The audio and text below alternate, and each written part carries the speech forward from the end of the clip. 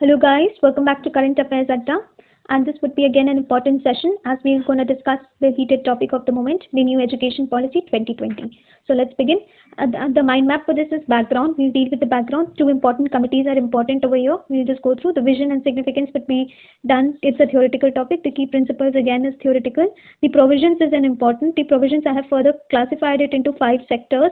So we'll see in a short while. The challenges, the shortcomings are important, and then the implementation. And this, the 8 is not directly linked to the topic, but as a student of this discipline, you must know what are the constitutional and legal backing for education in India. So let's begin. The new education policy is aimed at making India as a global superpower, and the highlight of this policy would be the first that there has been increase in the public spending on education to 6% of GDP. Second, MHRD has been renamed as Ministry of Education, and third, the structural provisions, which we're gonna see in a short while. The background, for this background, 2 important committees are important. Committee for Evolution of New Education Policy under the chairmanship of TSR Subramaniam. This has been formed in May 2016, and the second committee is an important committee again. It is K. Kasturarangan Committee that was constituted in 2017, which submitted its report as Draft New Economic Policy 2019, and it was made public for the feedback of the people the last year. And after this, with the the NEP 2020 was formulated after the process of consultation with the various stakeholders.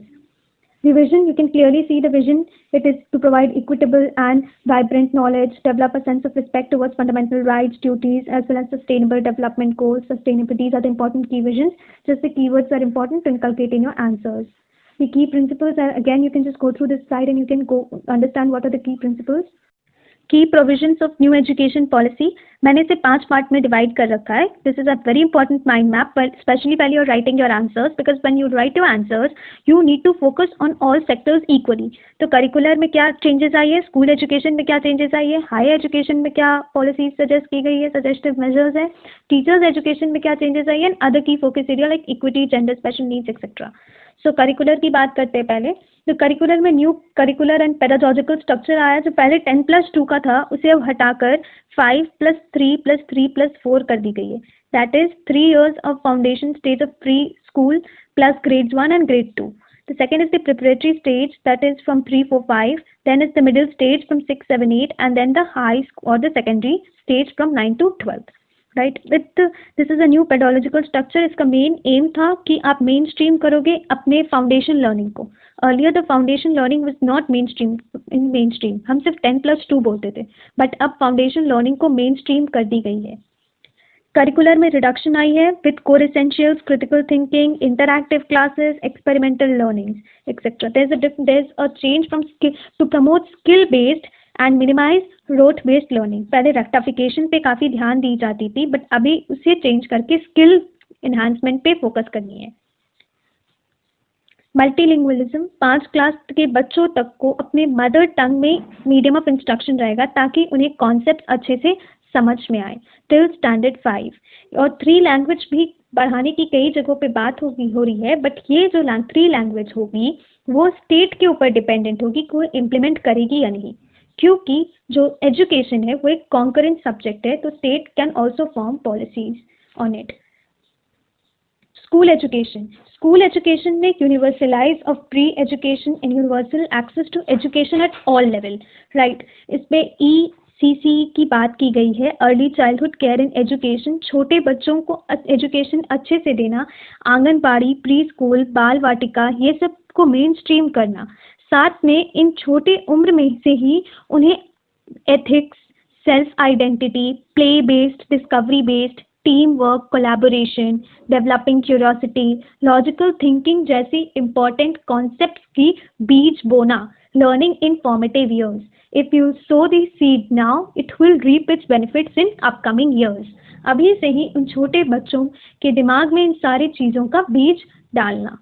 This is an importance. Basically focus ECC पे काफ़ी ज़्यादा हो रही है. School complexes और clusters के बारे में भी बात की गई है कि बाल भवन बनाना है जिसमें बच्चे आकर अपने करियर रिलेटेड स्ट्रेंथन कर सके. सामाजिक चेतना केंद्र, that is to sensitise people and to promote the social intellectual voluntary activities. Next is governance and repairing schools etcetera.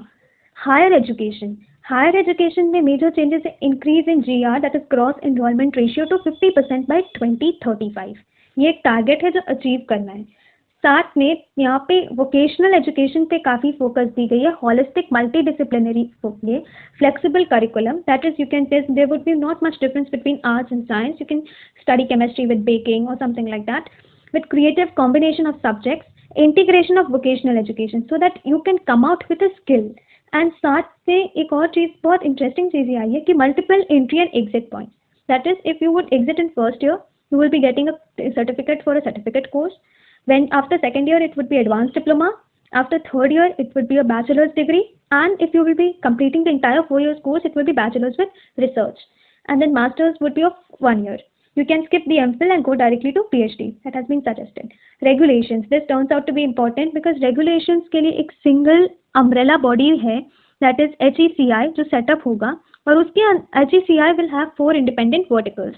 All 4 have been labeled over here. You can just go through them. The next is कि अब 15 साल के अंतर में हर colleges की affiliation phases होगी, stage wise mechanism होगा, and over the period of time प्रत्येक कॉलेज एक ऑटोनॉमस डिग्री ग्रांटिंग कॉलेज बन जाएगा, या would be a constituent college of a university. Teachers education के बारे में बात की गई है. टीचर्स एजुकेशन के बारे में काफ़ी बात हुई है, खासकर with the coming of digital learning. Teachers education turns out to be an important area. Teachers education में by 2030 the minimum degree qualification for teaching will be a 4 years integrated B.Ed. Teachers will also be given training in online education methods. You can go through this slide. There have been various guidelines for improving teachers' education. You can just go through this slide and go through them.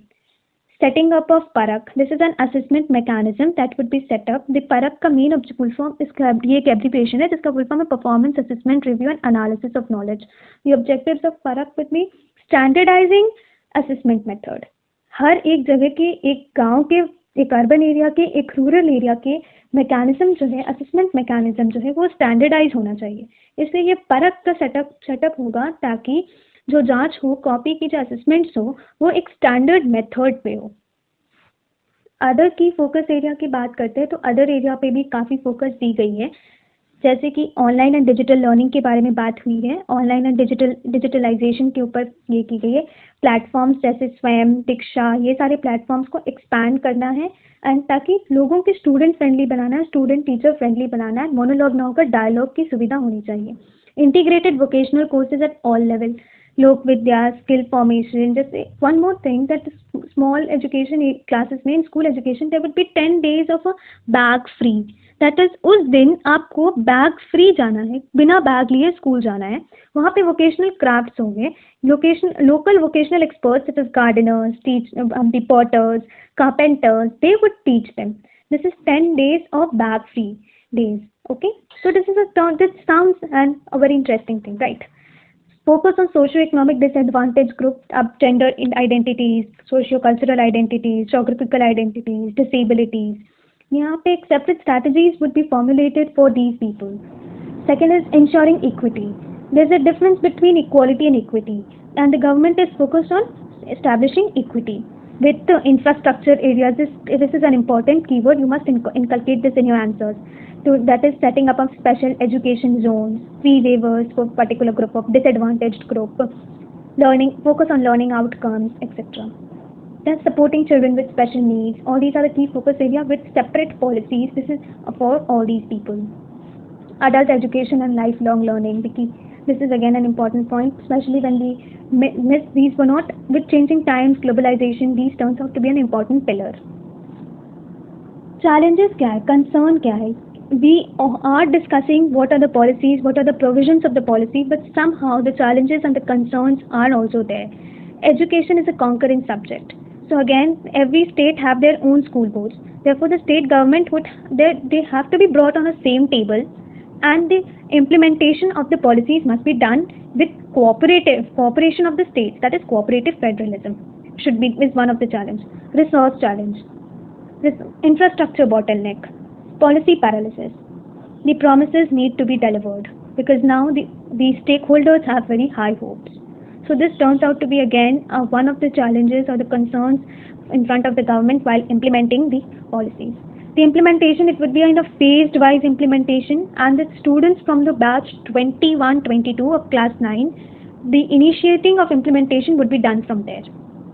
So it would be a phased wise implementation. It's a structural reform, that is a long-term reform, and would definitely, as we can see, the targets are for 25, 2030, right? So it's a long-term reform. I've tried to sum up the difference. This is a newspaper article that I found from Indian Express. I have tried to sum up the difference between the current system and the draft policy from here. You can just go through this slide. It's just a repetition. The next is, this is not regarding the new education policy, but still you must know this.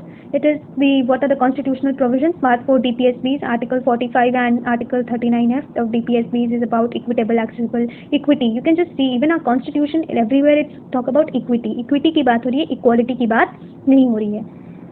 42nd Constitutional Amendment Act ने education को concurrent list में move किया, from state to concurrent. Just write the mechanism or the method for moving a subject from a state to a concurrent list in the comment box given below. 2 amendments. 86th Amendment Act turns out to be again important because under Article 21A, RTE turns out to be a fundamental right. Related laws, RTE 2009, that provides free and compulsory education for all children from 6 to 14 years of age, and it mandates 25% of reservations for disadvantaged sections for the disadvantaged groups. Okay. And government schemes, ये important है. इनसे पहले भी government schemes आई है, सर्व शिक्षा अभियान, mid day meal scheme. अभी nap 2020 में बोला गया कि कई जगह पे ब्रेकफास्ट भी सर्व करना है स्कूल के बच्चों के लिए, ताकि स्कूल ड्रॉप आउट के लिए इंसेंटिव्स हो कि वापस वो अपने स्कूल जा सके. Navodaya Vidyalaya, Kendriya Vidyalaya, use of ITs in the are as a result of NEP 1986. So these are some of the legal backings and the government initiatives that have been taken. Thank you, people. I hope I had tried to address each and every section, though it's a very large topic to be covered in a single video. I would definitely come out with some more videos to explain all these.